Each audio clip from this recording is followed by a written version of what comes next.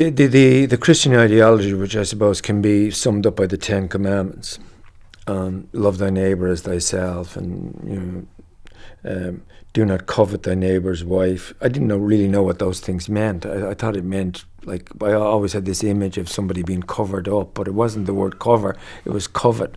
So I didn't really understand those things. And when I thought of my soul, I always thought of like the heel of a shoe, but it was completely white, but there was a big black stain on it when I was born.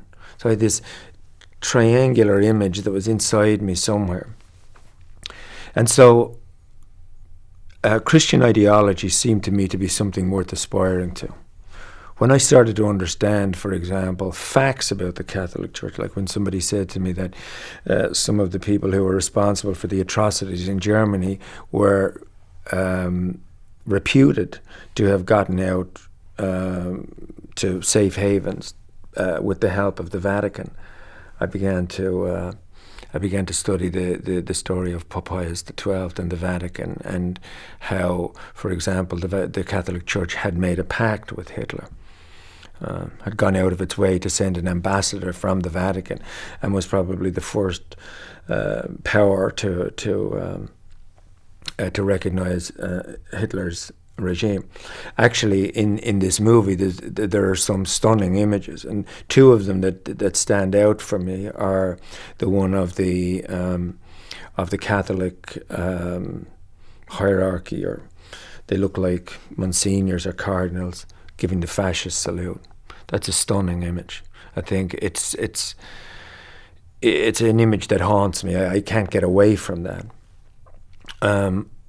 In America, there were people like Father Peyton, for example, who spoke out against communism, ostensibly about communism, but were avowedly anti-Semitic.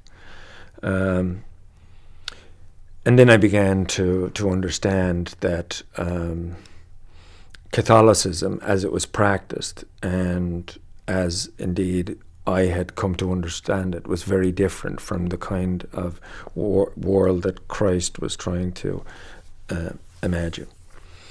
And then I started to part company with the Catholic Church.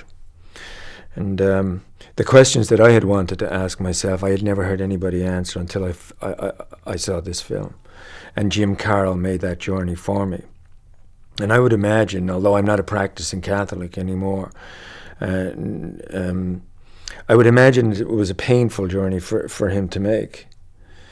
But the reason it's important for Catholics and Christians, and for us all to see this film, is because it asks really tough questions about how we have related to and treated a group of people simply because they've had a different religion, and how the reality of their lives has been distorted by dogma and fiction and jokes and persecution and annihilation.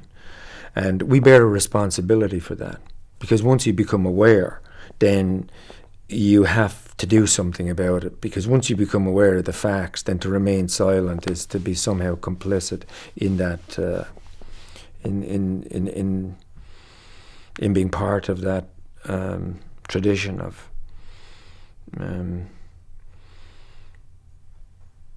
discrimination against other people because of what they believe in.